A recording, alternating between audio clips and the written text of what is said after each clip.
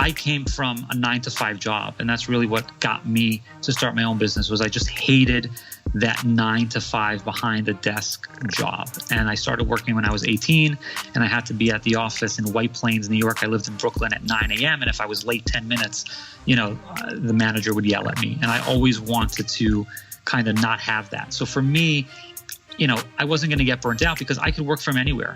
We had an angel investor that we took on back in 2011.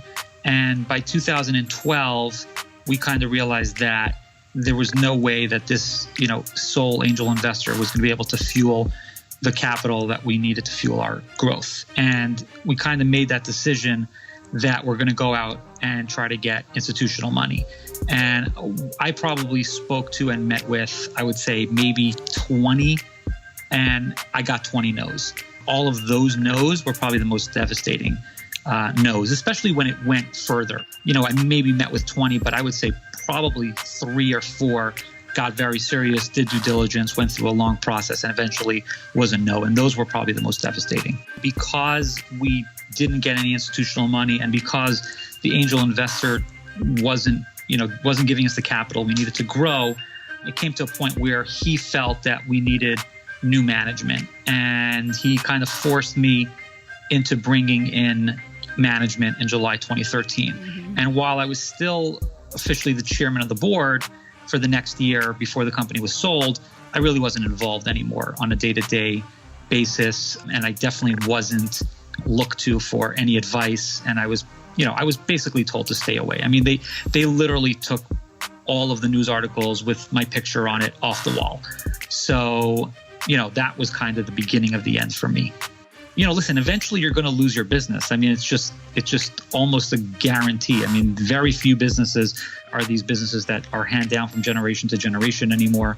So I think it's a common thing. I think it's more about, preparing yourself, making sure you have the right lawyers, making sure that you just understand what happens once you kind of give over the keys to your business, how, you could definitely be pushed aside, even if you own the majority of the business. There's, ways for other people to take it over. I would not want to spend money on lawyers, because I was just about, making the business work. And I felt like, we just can't afford it. Right. And it's just the opposite. You can't afford not to. Right. And most entrepreneurs, they maybe have one lawyer for the business. Really, you need to have 2 lawyers. Really, you need your lawyer and the business's lawyer. And you cannot commingle that. I mean, you really can't. It just doesn't work, and it's actually not allowed. It was at a point where we weren't able to get the capital needed, and the company was just too far gone. And unfortunately, we had somebody that was acquiring it that we went into contract with, but they had an out, and they called me on the last minute, and they basically said, we're out. And they didn't give me any time, and it was an overnight decision. I mean, we just didn't have the funds to continue to operate the business. So it's not like I decided to shut it down. It was basically decided for me. Mm-hmm. And I think it's just making sure you have the right legal advice, making sure beforehand you do certain, things that can leave you personally exposed, and make sure that it's all taken care of beforehand.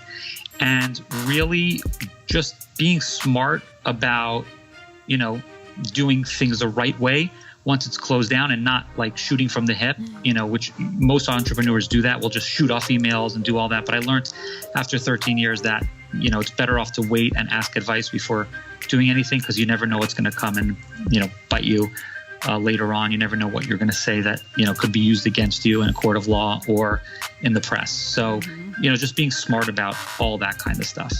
I think it's really just about staying positive and, understanding that eventually you will, overcome it. I spoke to some other entrepreneurs at the time that overcame it, and they really gave me hope and, made it that it would be possible to kind of overcome it.